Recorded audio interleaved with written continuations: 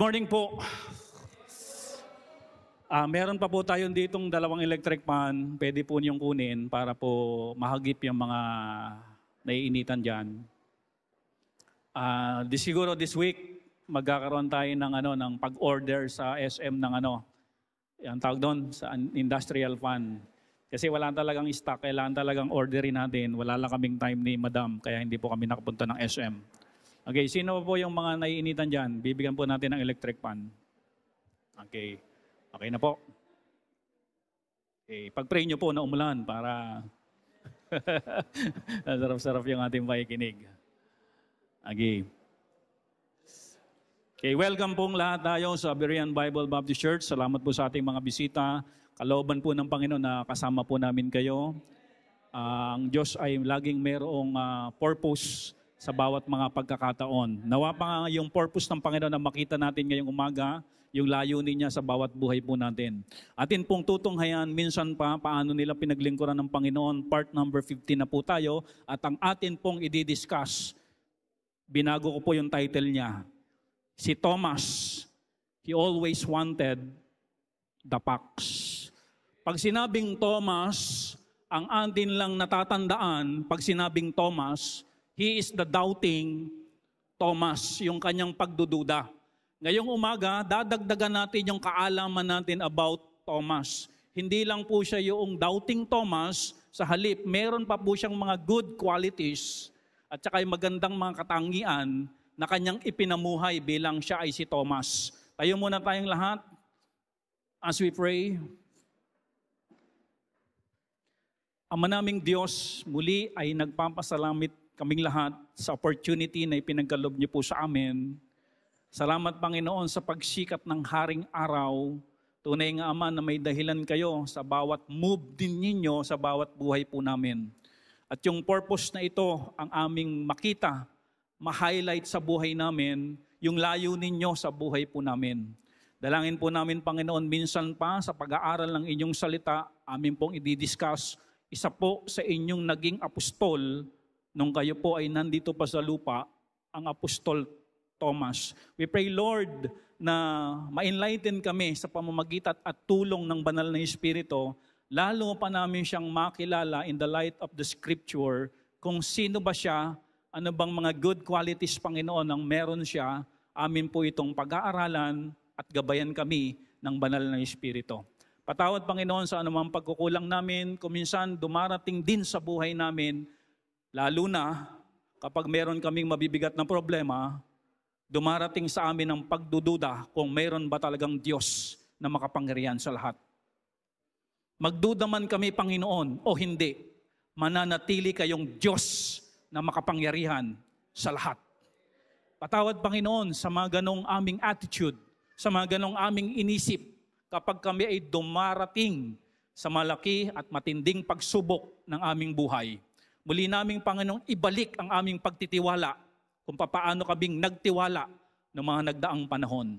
Dahil sa pagtitiwala sa inyo, kayo nalulugod. Salamat po. Patawad sa anumang pagkukulang namin, linisin kami sa aming mga kalikuan nang hindi po mahadlangan ng banal na Espiritu sa pangungusap sa amin sa pamamagitan ng inyong makapangyarihang salita sa buhay po namin. Salamat po. Ito'y panalangin namin sa pangalan ng aming Panginoong Hesus. Amen. Upo na po tayong lahat. Thomas was not a mistake. Nung siya ay tinawag ng Diyos, hindi nagkamali ang Diyos. Nung tayo iligtas ng Diyos, nung tayo tinawag ng Diyos, nung tayo dali ng Diyos sa ministry na meron tayo ngayon at mamaya meron pa tayong orientation, hindi nagkamali ang Diyos sa pagpili niya sa atin. Merong layunin ang Diyos sa bawat buhay natin at sa pagpili niya, hindi po ito maling pagkakamali. Ito po ay mayroong purpose. He was chosen as a man of certain qualities. May mahalagang role, mission, purpose na ginampanan si Thomas. Ganon din po kayo. Kayo na mga nakaupo ngayon, nakikinig ng salita ng Panginoon, meron po kayong mahalagang role, mission, purpose na pwede niyong gampanan sa buhay na ito. Ang sabi ko po, mahalaga. Amen? Sabihin nyo nga po, mahalaga. O, sabihin niyo yan sa katabi nyo, may mahalaga kang role, kaya ka nandito ngayon. At wag po nating mamisyon yung mahalagang purpose ng Diyos sa atin. Wag po nating i-miss. Puntahan natin, gawin natin, isabuhay natin. And then, after all, sabihin natin, praise God, salamat Panginoon, ito pala ang role ko. Salamat Panginoon, ito pala yung purpose ko. Salamat Panginoon, ito pala yung mission ko. Kaya mo ako dinala dito sa Berean Bible Baptist Church. Kaya pala niyo ako iniligtas. Kaya pala ako nakikinig ng salita ng Diyos. Meron kayong purpose. Natukoy ko ang aking purpose, ang layunin ng buhay ko. Kasi yung paglalakbay sa buhay na ito na hindi mo alam ang purpose mo, mahirap yun eh. Hindi mo alam yung layunin mo. Wala kang pinupuntahan para kang sumisibat o pumapana sa dilim. Maganda na nagiging maliwanag sa iyo kung ano ang purpose ng Diyos sa buhay mo. Kasi meron kang direction pagka ganun eh. Ito ang purpose ko, ito ang direction ko, hindi ako sisibat sa dilim. Merong layunin ang bawat pamumuhay ko sa mundo. Amen? Na ma-maximize natin yung ating buhay for the glory of God. Ngayon, puntahan natin. Ito pong pag-uusapan natin, yung mga eksena sa Bible na kasama sino? Si Thomas. Marami po, well, of course, siguro tatlo ito, Tatlo itong mga eksena na ating pag-uusapan na kasama si Thomas. Number 1, na eksena, Thomas and the death of Lazarus. Sinong Lazarus itong binabanggit natin? Hindi po ito yung Lazarus, yung mayaman at saka yung rich man and the Lazarus. Hindi po yon. Ang binabanggit natin ditong si Lazarus, yung kapatid ni Mary at saka ni Martha. Take note, sila po ay nakatira sa Bethany. Ngayon po, isang araw sa kasamaang palad, ito pong si Lazaro ay namatay. Namatay. Ngayon po, according to John chapter 11, verse number 7, nung mabalitaan nila yon, verse number 7, then after that saith he to his disciples, let us go into Judea again. Sabi ng Panginoon sa kanyang mga disipulo, mga alagad ko, punta ulit tayo sa Judea. Di ba mga kapatid, Bethany yung mga magkakapatid? Bakit Judea? Okay. Bakit Judea pupunta? Okay, ganito po yan. Ito po yung mapa. Kita niyo po yung mga may bilog na kulay yellow. Okay. At saka yung may araw na yellow. Doon po sila galing. Doon po basta malapit sa Jordan River. Kaya nang sinabi ng Panginoon, punta po tayo ng Judea, ang ibig sabihin doon ng Panginoon sa Bethany. Di ba ganyan naman kalakaran? Yung mga taga Maynila, sabi ko punta tayo ng Bulacan. Pero ang pupuntahan pala nila San Ildefonso, Malipangpang. Ganun po Para pong itong Judea ay probinsya. Tapos yung Bethany is municipal. Munisipyo. Okay. Kaya nung sinabi ng Panginoon, nagkakaintindihan na tayo dito. Okay. Nung sinabi ng Panginoon, bumalik tayo niyang Judea. Ang ibig sabihin dito ng Panginoon, puntahan natin itong mga magkakapatid. Kasi patay na, ito pong sino? Si Lazaro. At nung sinasabi ng Panginoon ito sa kanyang mga disipulo, habang sinasabi niya ito, balik tayo sa Judea, punta tayo ng Bulacan, parang ganoon, pero San Ildefonso ang pupuntahan nila, punta tayo doon, mayroon po kagad nag-react na disipulo nung nag-aaya ang Panginoon. Meron pong nag-react. At ito po ang sabi sa verse number 8. His disciples say unto him, Master, the Jews of late sought to stone thee, and goest thou thither again. May nag-react na disipulo. Ang sabi ng disipulo, Panginoon, babalik tayo doon. Doon sa chapter 10, pag binasa natin na ang chapter 10, Abay, gusto kayong patayin. Gusto kayong i-stone to death ng mga tao doon. Buti na lang nakatakas tayo. Gusto tayong patayin doon. Tapos babalik tayo doon. Gusto niyo ba ng mission? Tapos ang mission natin ikamamatay natin. Parang ganun ang gusto nilang tukuyin ng mga disipulo. Panginoon, babalik tayo doon. Mayroon tayong death threat doon. Okay, tanong, sino sa inyo sasama sa taong may death threat?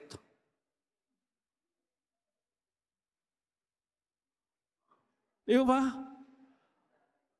Tapos, yung sasamahan mo na tao na may death threat, pupunta pa doon sa lugar na kung saan doon siya gustong patayin. O, sino sasama? Abay talagang magre-react kayo tayo nga talagang hindi tayo sasama Dahil mahal natin buhay natin Kayo na lang, di ba? Walang sasama dito. Kaya yung unang reaction ng makarinig ng mga disipulong ito, the first reaction ng mga disipulo, iilang disipulo, ipinaalala sa Panginoon, Panginoon, may death threat po kayo. Ito pong Judea, ito po yung center ng opposition ng Panginoon. Dito nakasentro sa lugar na ito, ayaw nila kay Jesus Christ. Nire-reject ng Judea si Jesus Christ. Samantalang, balik mo anak yung mapa. Nakita niyo po ba yan sa mapa? Yung Bethlehem, nasa Judea. Di ba dyan pinanganak ang Panginoon? Okay. Bagamat siya doon ipinanganak. Kaya nga sabi ng Bible hindi siya tinatanggap nung lugar niya Ano? Ayaw sa kanya. Gusto siyang patayin. Yung bang Panginoon, sa chapter 10 ng John, may death threat na kayo. Chapter 10, Pero kapag ating pinuntahan pa yung chapter 7, basahin natin. Sa chapter 7 pa lang ng John, ito na po ang gusto ng mga taga-Judea. Verse number 1 ng chapter 7 ng John. After these things, Jesus walked in Galilee. Doon lang siya, ang Panginoon sa Galilee, naglalakbay. Anong reason? For he would not walk in Jewry because the Jews sought to kill him. When we say Jewry, ano ibig sabihin? The Judean land. Chapter 7 pa lang, AJ. Chapter 7 pa lang. Gusto na siyang itumba. Are you with me? Chapter 7 pa lang. May death threat na ang Panginoon. Kaya ang Panginoon hindi talaga siya pumupunta doon. Kasi meron po siyang death threat. Hirap nito,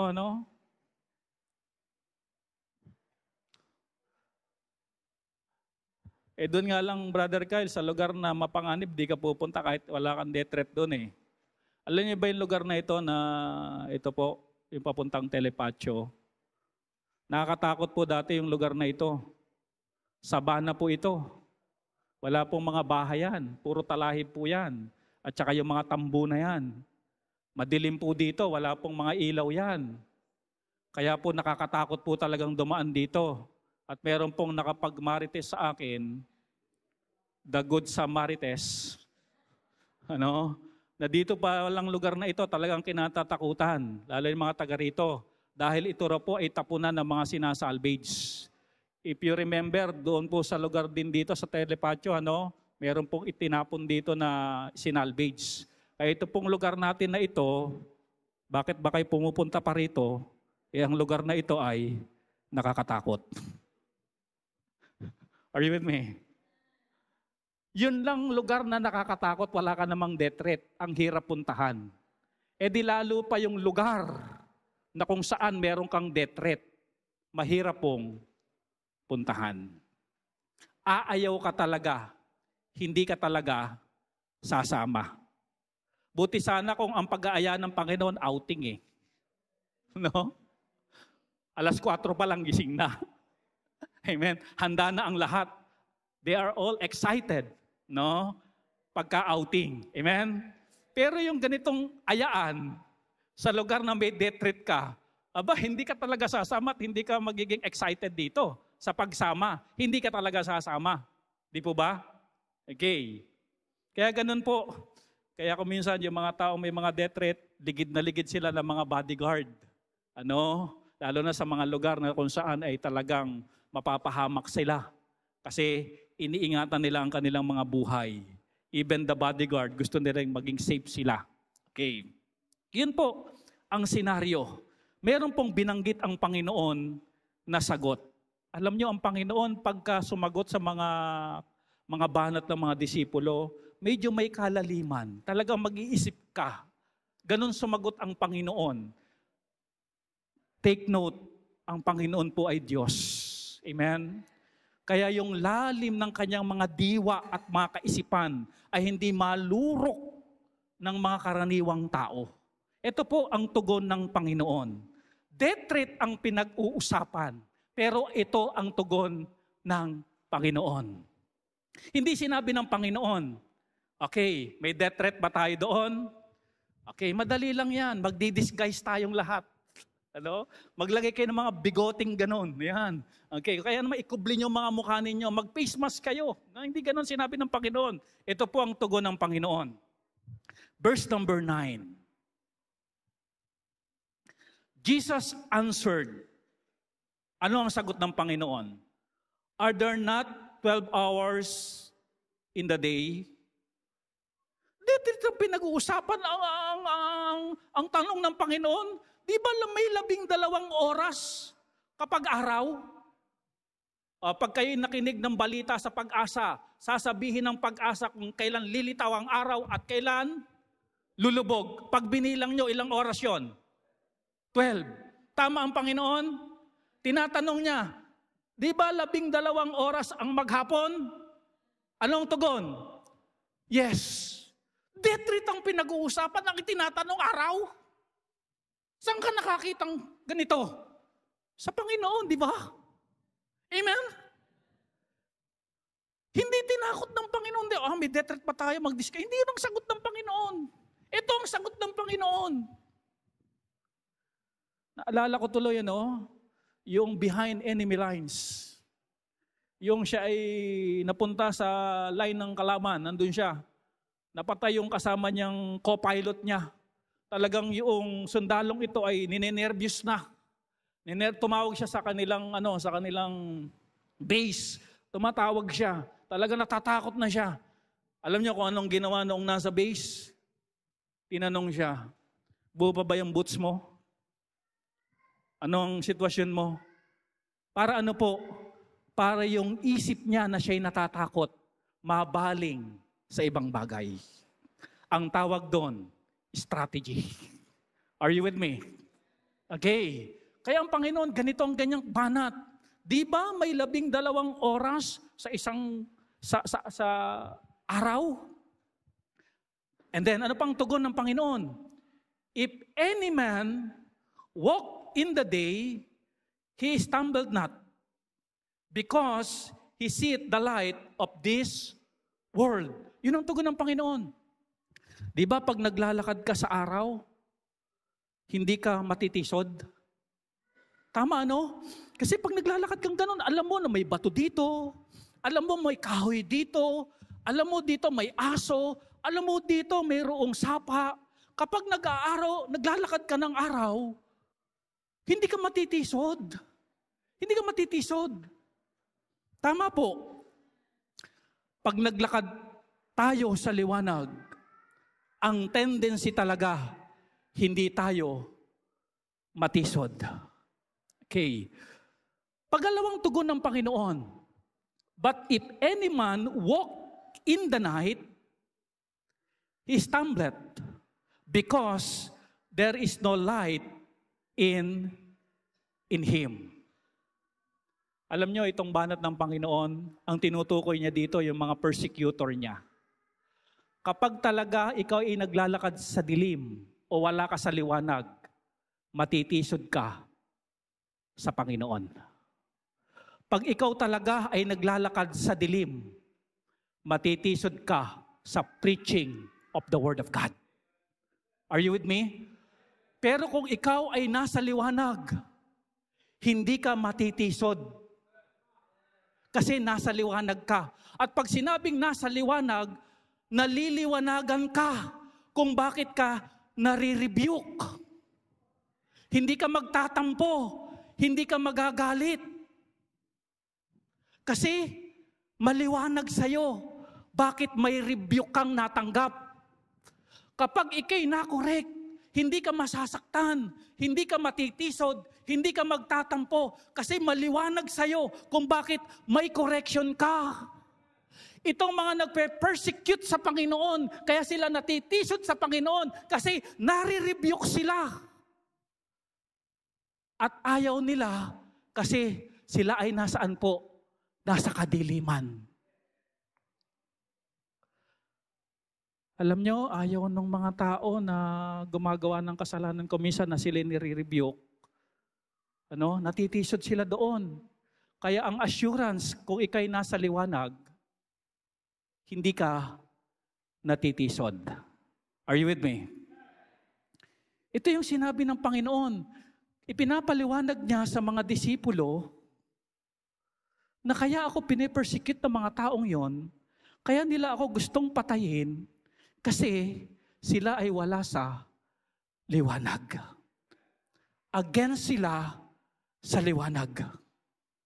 Kasi ang buhay nila ay nasa kadiliman. Are you with me? Itong mga taong ito, wala silang gana sa katotohanan.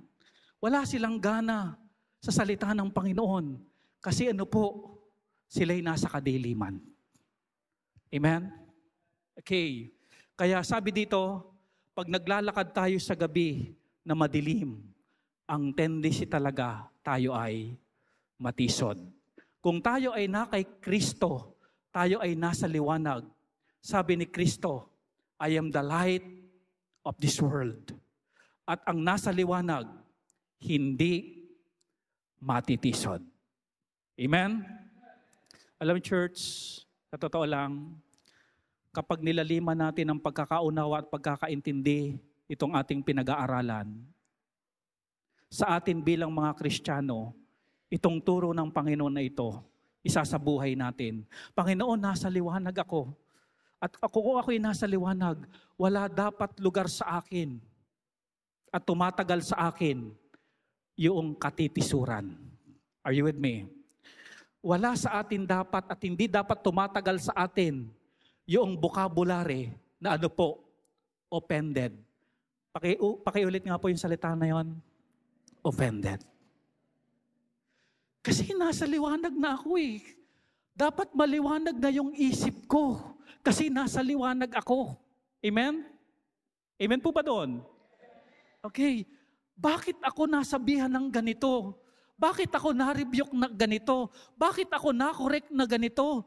Panginoon, nasa liwanag ako. Maliwanag sa akin na ang Bible talaga may rebuke. Ang Bible talaga may correction. Ang Bible talaga masasaktan ako. Sabi nga ng prayer ni Ace kanina, Panginoon, bugbugin niyo po kami. Amen? Dahil yun ang truth. Ang pagiging Kristiyano ay hindi po tayo ihihili. Amen? At kailangan natin yun. Walang tutuwid kung walang pagtutuwid. Are you with me? Subukan mo, Brother Jaime. Gumamit ka ng pako na baluktot. Kahit anong hampas mo dyan, hindi yan babaon.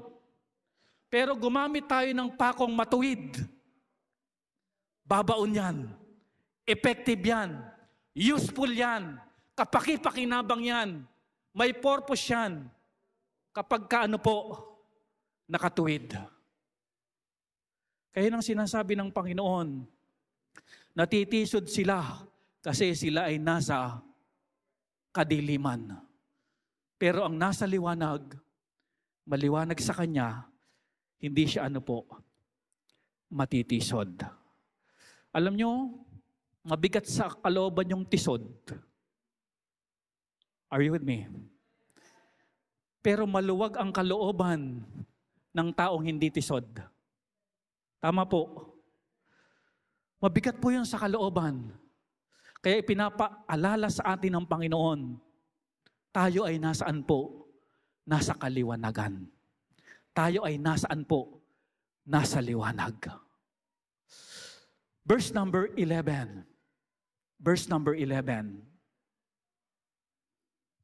These things said he, and after that he said unto them, Our friend Lazarus sleepeth, but I go that I may awake him out of sleep.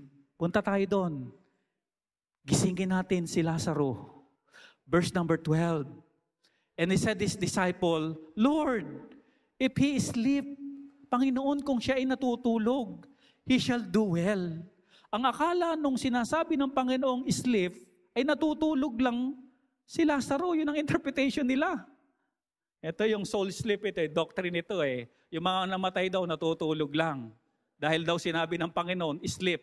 When we say sleep sa Bible, nagpapahinga siya doon, kasama ng mga saints. Amen? Okay. Pero hindi na literally natutulog. Ano po? Okay.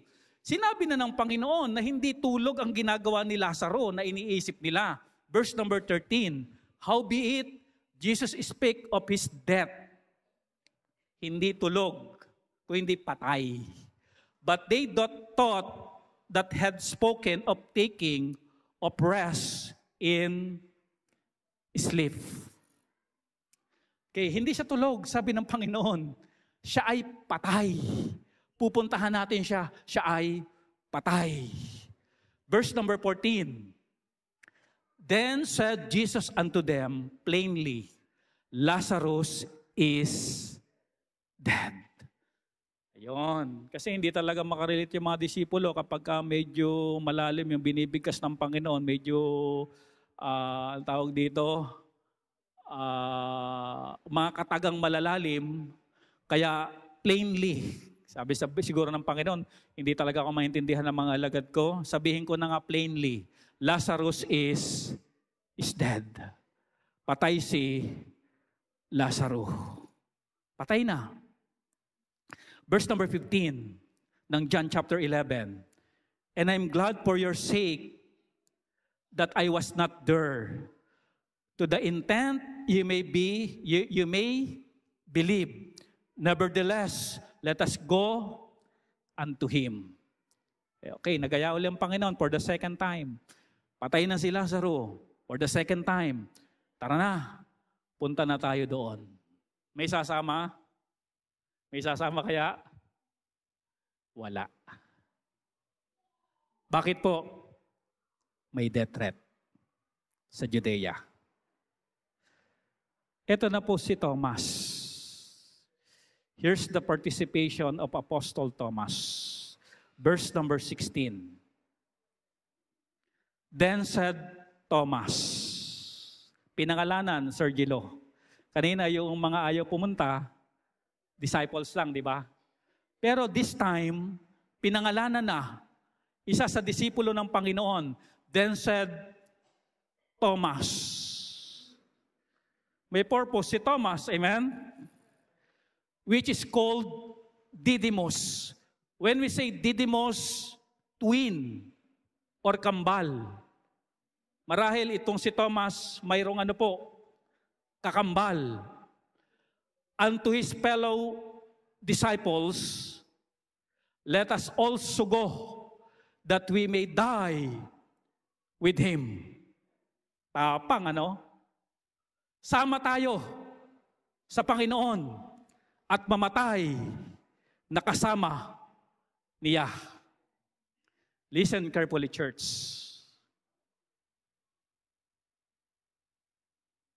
Ito po ang level ng loyalty ni Thomas sa Panginoon.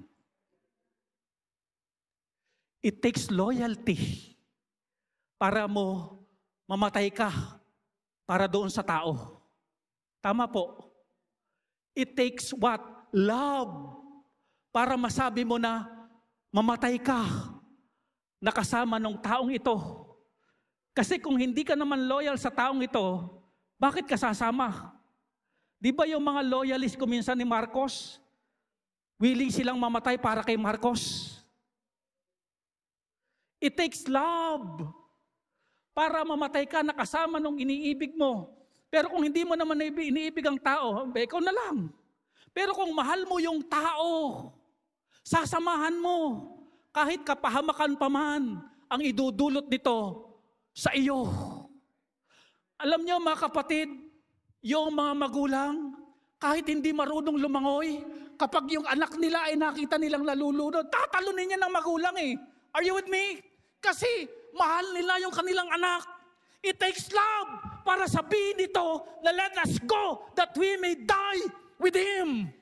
Kaya mga kapatid, when we say Thomas, wag lang natin sabihin, he is what?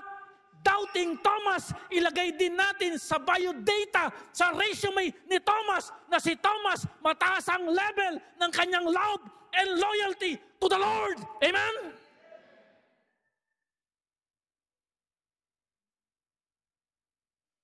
Kasi ang tamatak lang sa isip natin, he is doubting Thomas.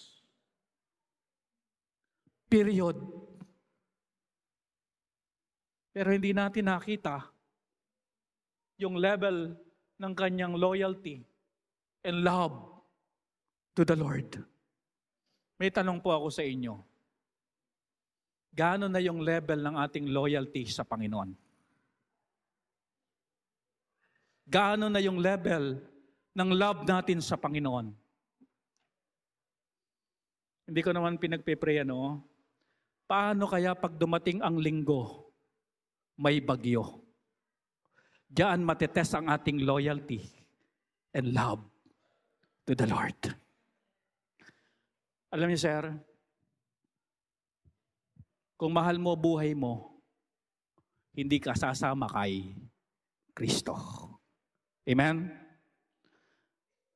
Alam niyo, naturo na to ng Panginoon eh. At ang nakakatuwa kay Thomas, nung ituro ito ng Panginoon, tinandaan niya. Ano po ito? Mark chapter 8, 34. Turo ito ng Panginoon sa kanila. And I do believe, tinandaan ito ni Thomas. And when he had called the people unto him, with his disciples also. Kasama nga mga disciples, tuturuan ng Panginoon, he said unto them, whosoever will come after me, let him deny himself and take up his cross and follow me. Ako po'y naniniwala, mga kapatid, may pumunta ngayon dito, mabigat ang cross na pasan-pasan. Are you with me? Pero nandito, kuminsan ang cross nyo pag linggo yung init, pero tinitiis nyo. Subukan nga natin patayin lahat ng electric fan. Yung iba sa inyo, antok na antok. Pero iba hindi matiis. Hindi, pagod talaga yan. Okay lang po yun. Tinitiis nyo. Hindi ko na patataasin ang kamay nyo. Sino sa inyo dito, mabigat ang dinadala nyo, pero nandito kayo ngayon? Nagpapalo kayo sa Panginoon. 6 na araw, magtrabaho kayo, yung linggo ibigay nyo sa Panginoon. Sinusunod niya yon. Di ba ganyan? May problema ako, ang bigat ng problema ko. Pero hindi yung pagbibigyan ko, ako yung magluluksa. Dinidinay ko muna yung pagluluksa ko, pupunta muna ako sa church. Iisang tabi ko muna yung mga problema ko.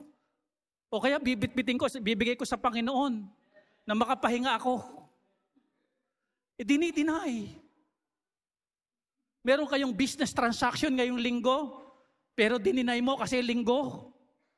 Meron kayong mga trabaho pag linggo, pina-applyan nyo, sabing ganoon, may araw ng linggo itong trabahong ito, double pay pag linggo. Pero idininay mo to follow the Lord, amen?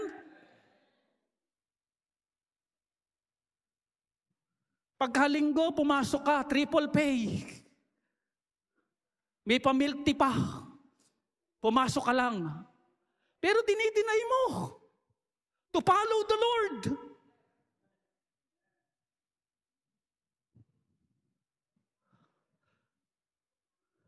May pabahay. May pakotse. May bakasyon sa Australia, Pakistan at Afghanistan for 2 months. Tatanggapin mo.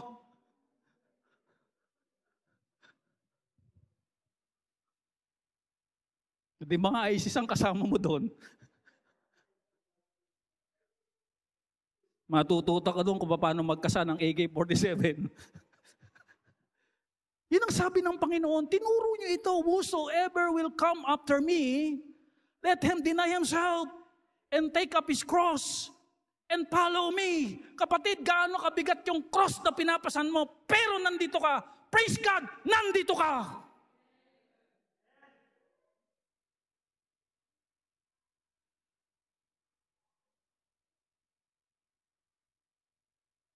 Minsan may mga dito, bigla na lang silang iiyak dahil sa bigat talaga ng kanilang dinadala. Pero nandito sila. Di lang lalo na yung 3 doon sa taas, ang bigat ng dinadala ng 3 na yun. No?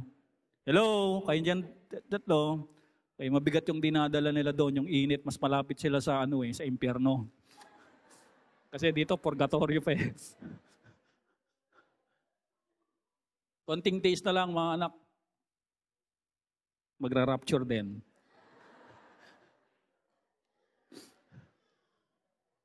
Verse 35. For whosoever will save his life shall lose it.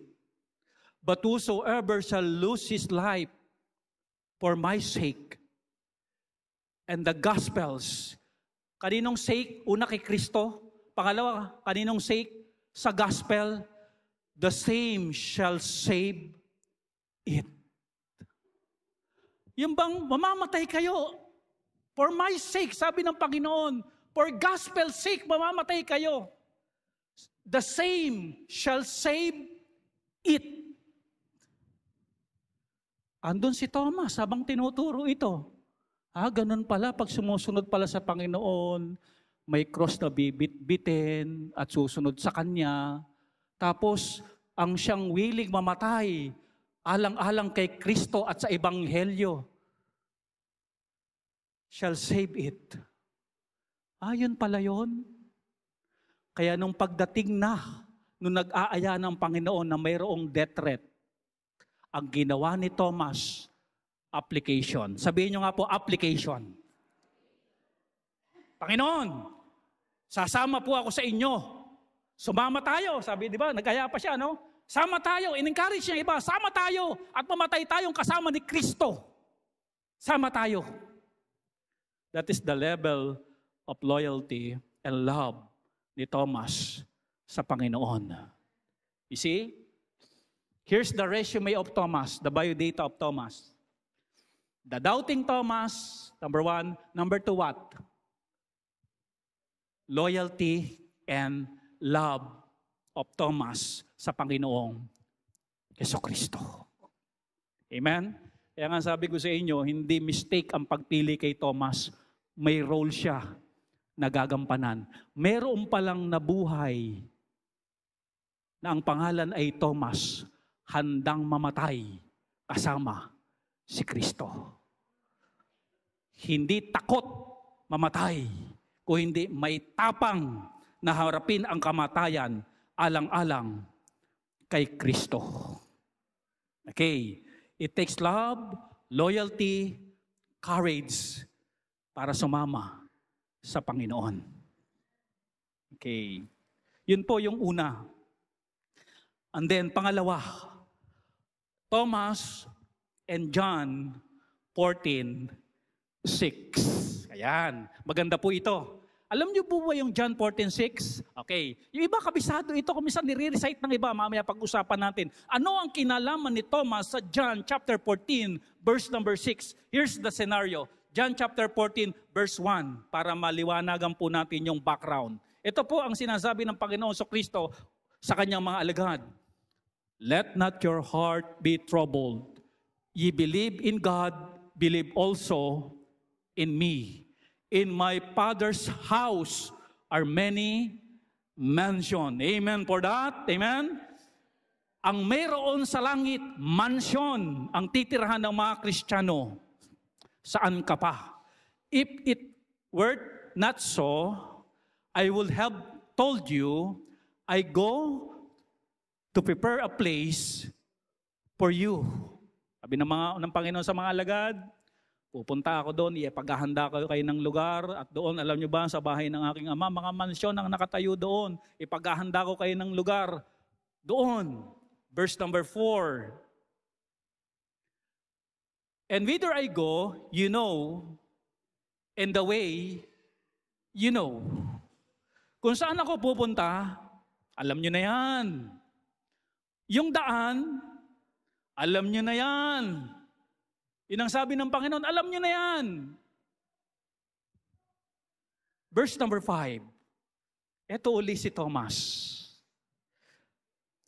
Thomas said unto him, Lord, we know not whither thou goest, and how can we know the way? Praise God sa pagtatanong ni Thomas.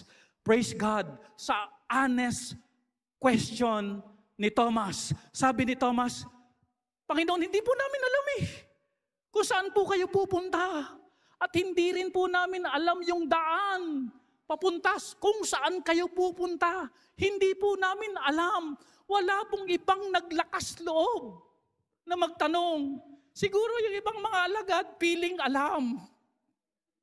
Di ba sinabi ng Panginoon, di ba alam nyo? Ganun siguro iba. Yung way, alam nyo ba? Ganun din niya iba. Sino yon? 12.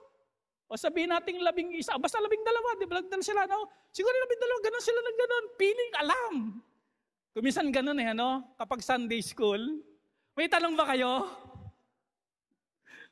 Yung feeling, wala po, naunawaan. Pero hindi. Pag tinanong mo, ganda ng preaching, Ganda ng preaching. Ano ba yung first point? Basta maganda preaching. Yung second, title? Basta na-bless ako. Ganda talaga. Ano yung third point? Ano yung conclusion ni pastor? Basta na-bless ako. Hamon na hamon ako. Saan ka na hamon? Basta hamon na hamon ako.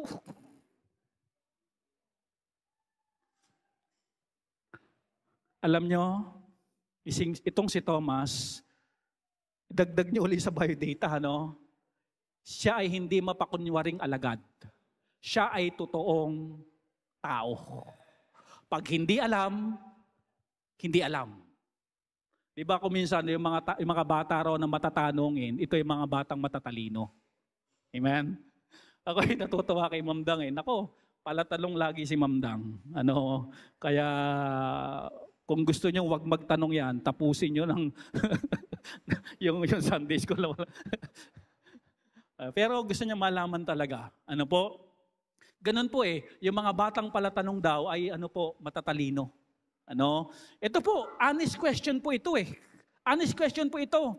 Sabi niya, Panginoon, hindi ko po namin alam. Buti na lang nagtanong si Thomas. Kung hindi nagtanong si Thomas ng honest question, walang John 14:6. Nabuo, kapatid, ang John 14:6 because of the question or honest question of Apostle Thomas. Amen? Praise God for the honest question of Apostle Thomas. Amen? Ngayon yung John 14:6, gamit na gamit natin sa soul winning. Ang John 14:6, itataob ang mga maling paniniwala patungkol sa kaligtasan. Si Kristo ang way sa kaligtasan. Hindi relihiyon, hindi mabuting gawa, hindi tao, hindi pag-anib. Ang daan patungo sa langit, tanging si Kristo lang. Ang sabi diyan, the way, hindi a way, kundi the way. Jesus said unto him, I am the way, the truth, and the life. No man cometh unto the Father, but by me. Amen? Dagdagan uli natin by data at resume ni Thomas. Si Thomas ang dahilan, kaya may John 14:6. The honest question of Apostle Thomas. Amen? Kaya tama yung sinabi natin, Sir Kyle, kung bakit ka ililigtas, bakit tinawag ka ng Diyos, may purpose. At yung purpose ni Thomas, kitang-kita na natin. Amen? Amen? Okay. At punta na tayo sa matagal na nating alam about Thomas. Number 3. At dito na po tayo magtatapos. Amen? Amen! Thomas and the resurrection of Jesus. Verse number 19, kailan nag-resurrect ang Panginoon? Then the same day at evening, being the first day of the week, when the doors were shut, where the disciples were assembled for fear of the Jews. Kasi kamamatay lang ng Panginoon, tatatakot sila sa mga Hudyo, baka hulihin din sila, i-persecute sila, patayin sila. Kaya ang mga alagad nagtipon-tipon sa isang lugar at nandoon sila dahil sa takot sa mga Hudyo. Came Jesus and stood in the midst and said unto them, Peace be unto you. Resurrection na po ito Namatay ang Panginoon 3 days. After 3 days, nag-resurrect ang Panginoon. Pinuntahan niya yung mga alagad na nasa isang lugar, natatakot, baka sila ay persecute ng mga Hudyo. Pinuntahan ng Panginoon at ang bati ng Panginoon kauna-unahan, ang sabi niya, Peace be unto you. Kapayapaan ay sumainyo. Verse number 20, And when he had so said, he shewed unto them his hands and his side. Then were the disciples glad when they saw the Lord. Hindi nila hinawakan na ang Panginoon ang nag-initiate. Ito kamay ko, ito yung tagiliran ko. Kasi identity yun sa pagkapakong ginawa sa kanya ng Roman soldier. Ipinakita niya. Verse number 24, lundag tayo. But Thomas, one of the 12, called Didymus, was not with them when Jesus came. Nung mag-appear ang Panginoon sa mga mananampalataya at mga disipulo, absent si Thomas. Absent siya. Yung iba nagdadalamhati. Pero siya wala doon sa gathering. Absent. Parang ganito, may gathering tayo. Wala siya, absent. Alam nyo, marahil sa pagdadalamhati ni Thomas, ganito ang kanyang linyahan, leave me alone. Di ba? May mga ganyang nagdadalamhati, di ba? Ayaw nila na mayroong kasama. Gusto nila mapag-isa. Iwanan mo ko. Ako'y nagdadalamhati. Gusto ko mapag-isa. Kaya si Thomas siguro, wala siya sa gathering. Wala siya sa mga kasamang mga disipulo. Dahil gusto niyang magluksa na mag-isa. Alam nyo, hindi ito aksidente. Ito'y may purpose kung bakit absent si Thomas. Verse number 25. The other disciples therefore said unto him, We have seen the Lord. Nung nandun na siya. But he said unto them, Except I shall see in his hand the print of the nails, and put my finger into the print of the nails, and thrust my hand into this side, I will not what? Believe. Ito si Thomas Sabi ng mga kasama niya, nakita na namin ng Panginoon, nag-resurrect na. Ayaw niyang paniwalaan yung mga sinasabi ng mga disipulong yon. Hindi ako naniniwala dyan hanggang hindi ko nakikita yung mark ng nail sa kanyang kamay. Hanggang hindi ko nakikita yung tusok ng sibat sa kanyang tagiliran. Hindi ako maniniwala hanggang hindi ko na ipapasok dito ang aking daliri. Hindi ako maniniwala hanggang hindi ko nahawakan yung tusok ng sibat sa tagiliran ng Panginoon. Hindi ako maniniwala. Hindi ako maniniwala. Hindi ako naniniwala sa Marites. Di ba ganon? Well, of course, ang gusto ni Thomas, konkretong ebidensya. Baka ang iniisip ni Thomas sa nagkukwento sa kanya, hallucination lamang. Baka yung nagkukwento sa kanya, ba ang nakita ay kamukha lang. Kaya ayaw niyang maniwala.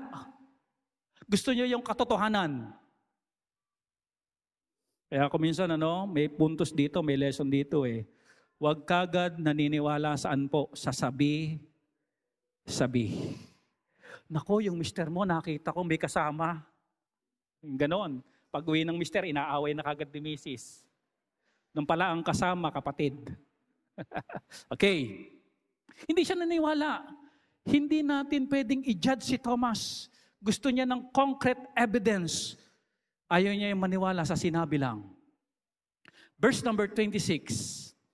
And after 8 days, again his disciple were within, and Thomas with them. Hindi na absent si Thomas, kasama na sa gathering. Then came Jesus, the doors being shut, and stood in the midst, and said, Peace be unto you. Same greeting nung una niyang appearance after his resurrection. Peace be unto you. You see the appearance of the Lord? Kapag siya'y lagi nag-a-appear sa kanyang mga alagad, ang kapayapaan ay sumayo. Gusto ng Panginoon, mapayapa ang kanyang mga alagad. Kaya mamaya, bago tayo malis, peace be. Maganda po yan na wish. Maganda po yan na sinasabi. Dahil sa masalimuot nating battle sa buhay. Kuminsan gusto talaga natin tayo'y pumayapa. At alam niyo po ba, ang kaya lang magbigay ng kapayapaan, ang Panginoon. Kaya siya ang nagpo-pronounce nito, siya ang nagbibigay nito. Amen? Kaya kahit i-pronounce mo yan sa tabi mo, peace be with you, kung hindi naman yung kapayapaan galing kay Kristo, walang epekto yan. Amen? Amen? Okay, tandaan natin ang Panginoon ang nagsabing ng ganito. Because siya ang may kakayanan magbigay nito.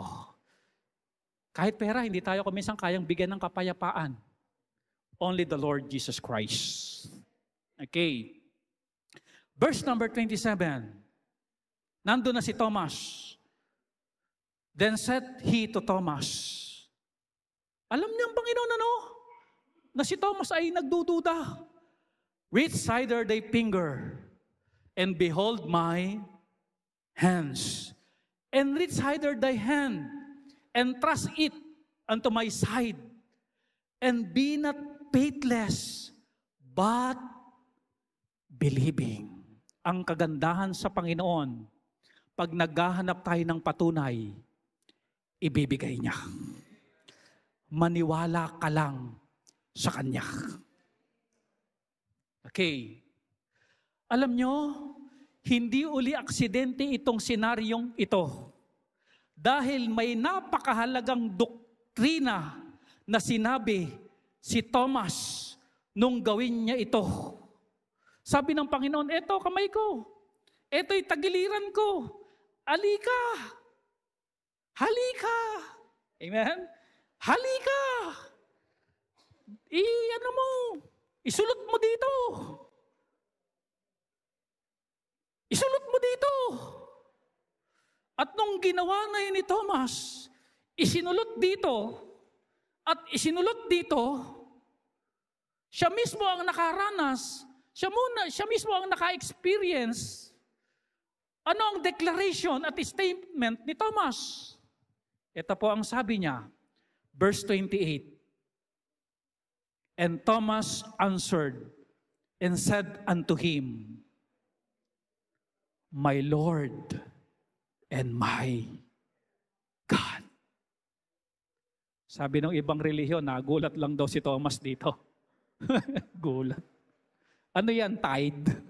Gulat ka, no? Hindi po nagulat si Thomas dito. Ito po'y statement at katotohanan na yung kaharap niya, hindi tao. Panginoon at Diyos. Babaliin ito ang mga paniniwalang si Kristo ay tao lang. Tindi ng role ni Thomas, ano? Mahalaga ba yung role ni Thomas? Grabe yung mga ginampanan niya. May John 14:6, because of the honest question. Mayroong my Lord and my God na itinuro ang John chapter 20 verse 28 because of Apostle Thomas. Thomas is the first person to call Jesus God. Take note, ha? Thomas is the first person to call Jesus God. The first person to publicly acknowledge His deity. Winawasak nito ang katuruang si Kristo ay tao lamang.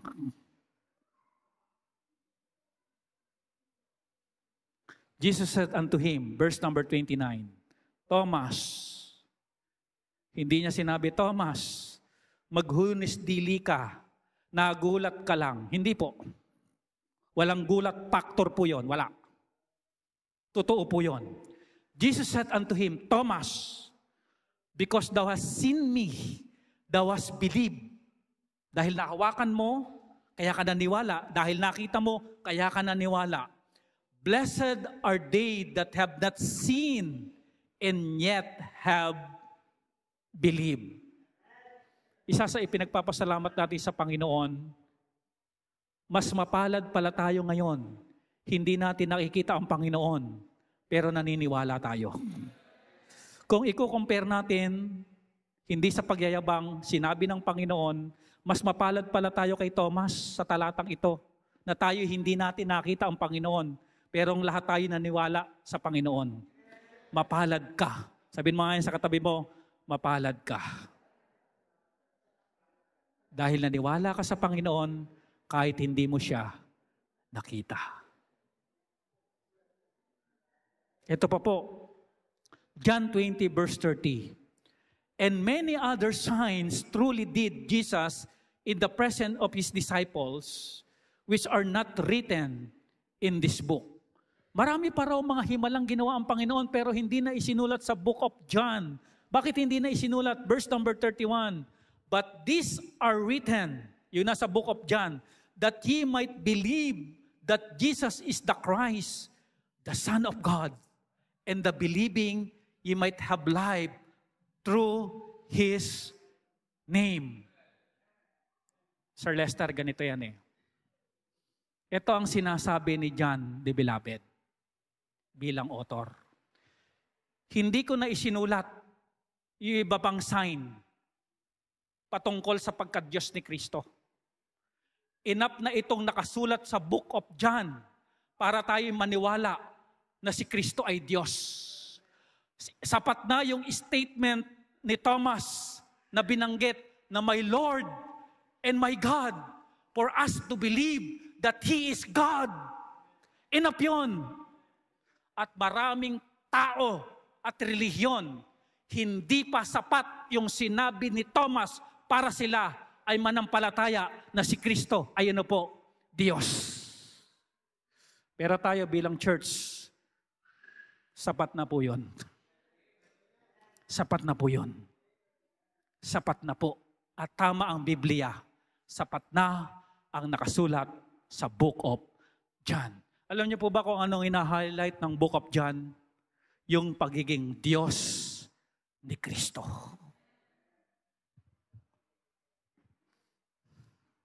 Kaya church, iduktong din natin sa biodata ni Thomas.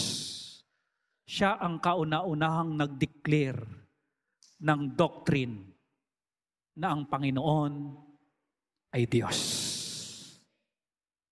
in public, at siya yung first person na nag-declare nito. Church, ang Panginoong Kristo na ating sinampalatayan, bagamat di natin nakita, siya po ay Diyos na nagkatawang tao. At kaya siya nagkatawang tao para tubusin tayo sa ating kasalanan. May impyerno at ang magtutulak sa atin sa impyerno, yung kasalanan. At yung kasalanan na yun ang binayaran ng Panginoon para magkaroon tayo ng kaligtasan. At siya ang tagapagligtas. Ang kailangan natin ay ang Panginoong Kristo sa buhay na ito.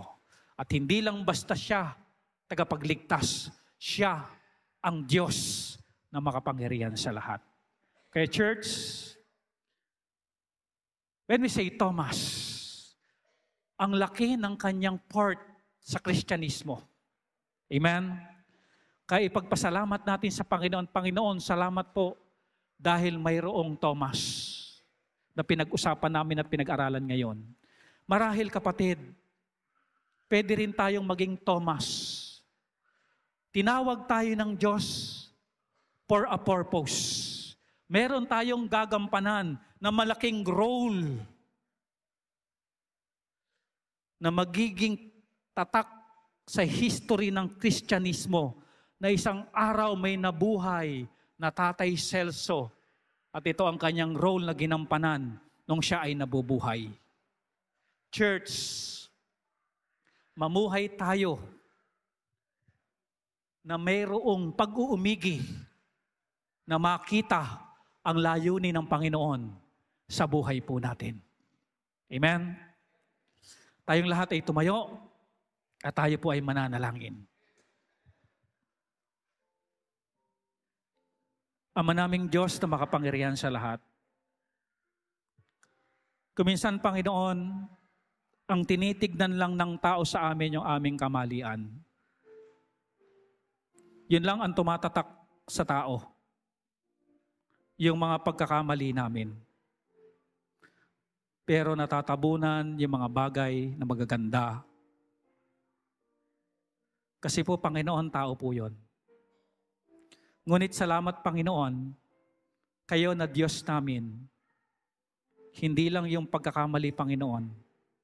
Kung hindi tinitignan nyo, Panginoon, yung mabubuting bagay na nagagawa po namin. Nawa, Panginoon, nung ganong kaisipan, ay maging kaisipan din po namin. Na huwag kami, Panginoong, mag-stay sa pagkakamali lamang ng taong iyon sa buhay namin.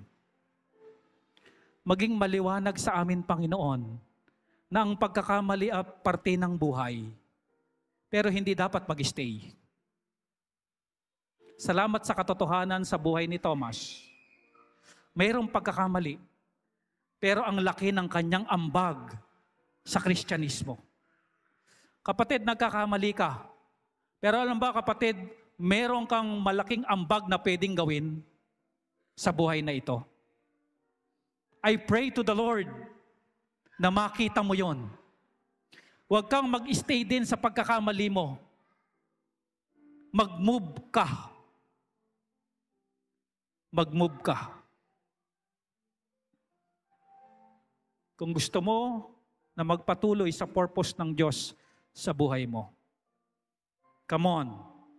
Sige po, lahat po tayo, load po tayo dito sa harapan. Come forward and pray. Kung minsan nakakalimutan na natin mag-forward, ang pagpo-forward po ay pagpapalambot ng puso. Pagpapakumbaba sa Diyos. Come on, you pray to the Lord. Panginoon, maging honest tayo, Panginoon. Sa totoo lang, honest po ako. Hindi ko alam kung anong purpose ko. Bakit ako buhay? Be honest. Hindi ko pa rin alam, Panginoon, kung anong purpose nyo. Bakit nandito ako sa church? Be honest. Like Thomas. Panginoon, anong layunin mo sa buhay ko? Panginoon, parang walang nangyayari sa buhay ko. Parang paikot-ikot lang ako. Sawang-sawa na ako sa buhay ko. Panginoon, ano ba yung gagampanan ko? Bakit mo ako pinubuhay? Be honest.